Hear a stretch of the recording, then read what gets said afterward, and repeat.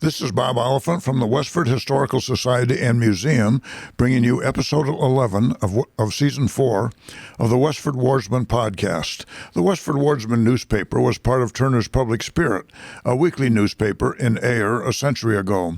In this episode, we'll be reading the Wardsman for the week ending Saturday, March 18th, 1911, and I'll elaborate on what was happening in Westford that week. The week starts with the Westford Center section. At the Congregational Church last Sunday morning, Mr. Wallace preached an excellent sermon on, quote, the good fight of faith, end quote. And in the evening, the church stereopticon was used to good effect, illustrating the lecture by the pastor on, quote, the American Highlanders, end quote. And was a vivid depiction of this great number of humble people known as the Mountain Whites and their surroundings. These were actually mostly Scottish immigrants who settled in the Appalachian Mountains in the 1700s. At the morning service, it was pleasant to have the John Wright family in their old place after an absence from town of about a year and a half. Miss Edith Wright presided at the organ in Miss Atwood's absence. Miss Amelia W. Lambert, who has been employed as a dietitian at the State Hospital in Tewksbury for the past 2 years, has left that institution and gone this week to Fountain Springs, Pennsylvania, to fill a like position in a school, enjoying a week's interval of vacation at her home between changes. A real estate transfer of interest this week is the sale by William L. Woods to J. Henry Colburn of the lot of land between Emory J. Whitney's house and the town hall. Mr. Colburn expects in due time to build a home for himself and family. This is probably the house at 57 Main Street, built in 1919 per the Westford Assessor's Database. The engagement is announced this week of Miss Florence Edith Pond and Cyril Arthur Blaney, M.D. Mr. and Mrs. Frederick A. Fisher of Lowell have recently welcomed a little daughter, Elizabeth Fisher, born March 10, 1911, into their home. Mr. and Mrs. Paul Harmon have rented Miss Mary Moran's house opposite the townhouse and have moved in this week. Miss Moran was at home for a brief period between cases Saturday. Henry O. Keyes has bought the lumber in the large windmill on the Brigham farm and has been moving it in sections onto his property on 2 Boston Road to use in his building enterprises.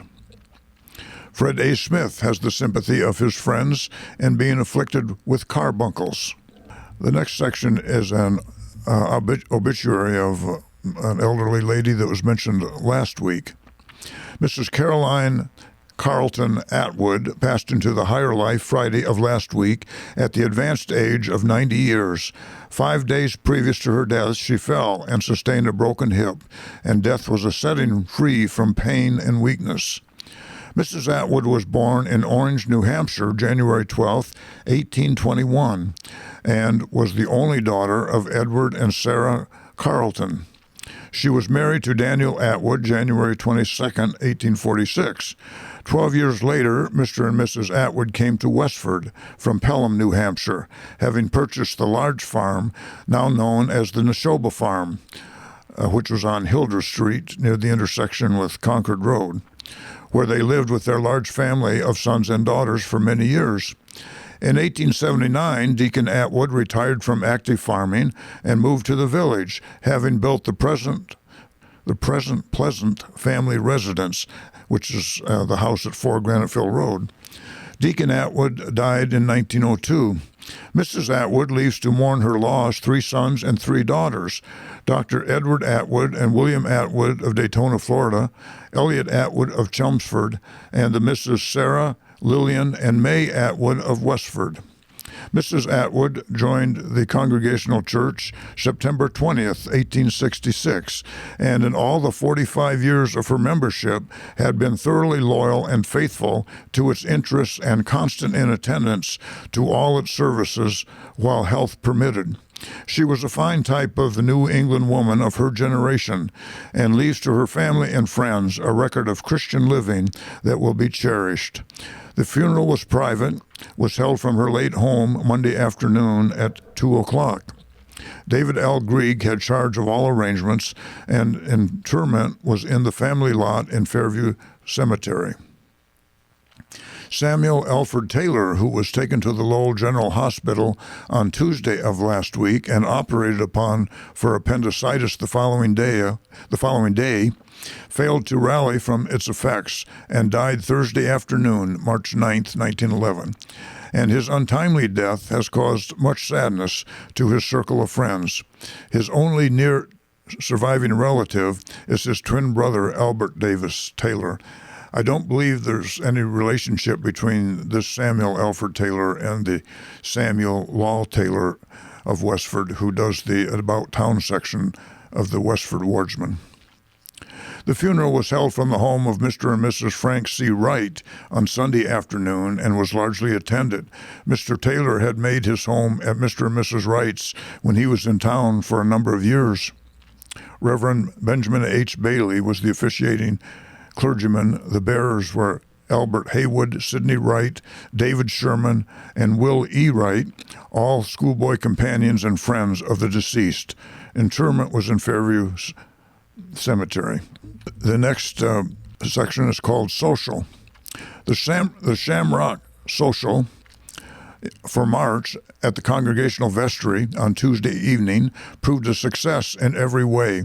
The good weather, the large attendance, the fine supper with its unique decorations, and the excellent after-supper program all went to make it an evening of enjoyment. The menu consisted of cold meat, mashed potato, cranberry jelly, a good variety of delicious salads, and fancy pies of all kinds and coffee. The color scheme of the decoration was vivid green in honor of the patron saint of Aaron's Isle.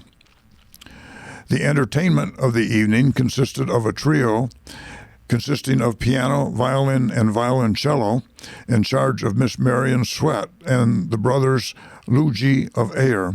Their varied selections were given with much sweetness and harmony. Little Miss Daisy Cabell supplied recitations in her usual pleasing manner. Mrs. Pearlie E. Wright rendered Mrs. Wright's rendering of His Last Ride was unusually good. There was a piano and violin duet by Miss Pond and Mrs. Cabell, and Miss Pond sang Kathleen Mavourneen to Mr. Cabell's violin accompaniment with much expression. Mr. Wallace's reading of The Lady's Aid was much appreciated. Miss Foster was one of the trio in one selection. There were fully 100 people in attendance, and a good sum was realized for the Treasury. Next, there's one paragraph from About Town. You may remember from last week that Samuel Taylor was ill and didn't provide anything. There's one paragraph here, and then there's a longer one later in this particular issue. The Honorable Herbert E. Fletcher, who has been curtailed in his varied useful spheres by grippe and bronchitis, has recovered back to the solid uses of life again and will be ready to act as regulator and arbitrator of differences at the annual town meeting on Monday, March 20th. Although a member of the Governor's Council, he still retains his old place among us as moderator, as Mr. Moderator. The next section is called A Golden Ministry. For 50 years last Tuesday, Reverend Benjamin H. Bailey was ordained to the ministry at Dedham, and by special invitation of the Dedham Parish, he will conduct the services and give a historical sermon on 50 years in the ministry of the old historic church at Dedham tomorrow. This was Mr. Bailey's first parish. Since then, he has ministered to churches in Portland, Maine, Gloucester, and Westford. He is only one of 3 now living who took part in his ordination service. Mr. Bailey is a native of Northborough and is heavily chagrined with church is heavily charged with church history, both serious and humorous, which he can relate with a forever memory. The next section is on the town meeting. The annual town meeting will be held on Monday, March 20th. The polls will be opened at 8 a.m. to receive the voters' opinion on candidates for town offices and also opinions on liquor selling. Opinions will be received as late as 1 p.m. The warrant contains 37 different items of business, including the moderator item. Most of the articles are of the usual in all annual town meetings. The unusual are distributed as follows in the warrant. Article 3, to see if the town will vote to accept Chapter 423 of the Acts of 1909, entitled An Act Relative to the Sale of Ice Cream, Confectionery, Soda Water, and Fruit on the Lord's Day. The last time this article came up, it was voted down, no one appearing in its favor. If the benefits more than offset the innovations of the traditions of the day, it is up to the innovator to prove it. Article 14 calls for the purchase of a power sprayer to distribute liquid to the moth pests that have illegally taken up their residence among us. These are the gypsy moths and the brown-tailed moths that infest the trees. Article 24 relates to the quote, town entering into a contract for lighting the streets in the villages of Westford, Forge Village, Graniteville, and Brookside, end quote. Article 25 calls for an additional hydrant at Forge Village for fire protection. Article 26 is also a fire article and calls for $150 for purchasing fire extinguishers and other apparatus to be placed with the forest warden for use at all wooden fires whether forests or buildings. Article 33, to see if the town will accept the several gifts of land adjoining the Whitney Playground from Donald Cameron, Oscar Spaulding, and William Woods. The next paragraph is called Touring Trip.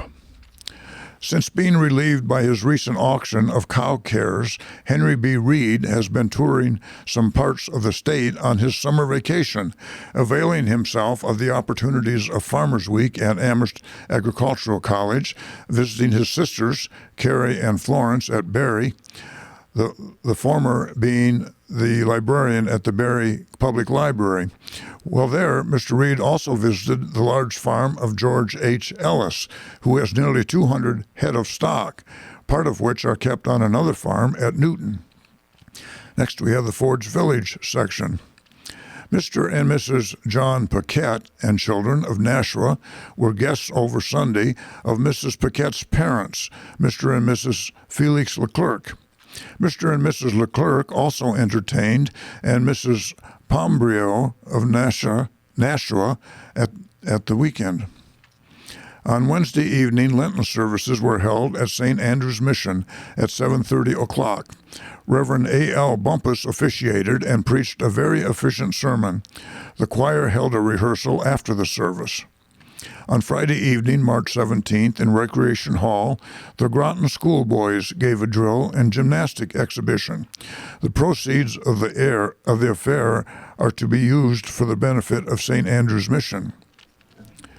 St. Andrew's Church in Ayer was kind of the sponsor of the mission, St. Andrew's Mission in Westford, and was also affiliated with Groton School in Groton, and they frequently sent their boys over for performances or one thing or another.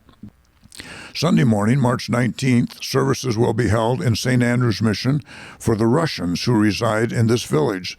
A Russian minister from Boston, Reverend Jacob Griggow, will officiate at the services. On Sunday afternoon, at the usual hour, regular services will be held. Reverend Mr. Brickhead of Groton School will occupy the pulpit, Mr. Bumpus taking charge of his church for the day. The next section is called Run Into. The milk wagon owned by C.E. and H.W. Flavel of East Groton and driven by H.W. Flavel, was struck by an eastbound electric car on the Lowell and Fitchburg Road last week, Friday morning. This is what we would call a trolley, electrical trolley. Mr. Flavel was driving out of the yard adjacent to the home of Fenimore Morton when the 920 car from Ayer came down the road, striking the wagon and totally wrecking it, besides breaking milk bottles, with the result that a great amount of milk was lost.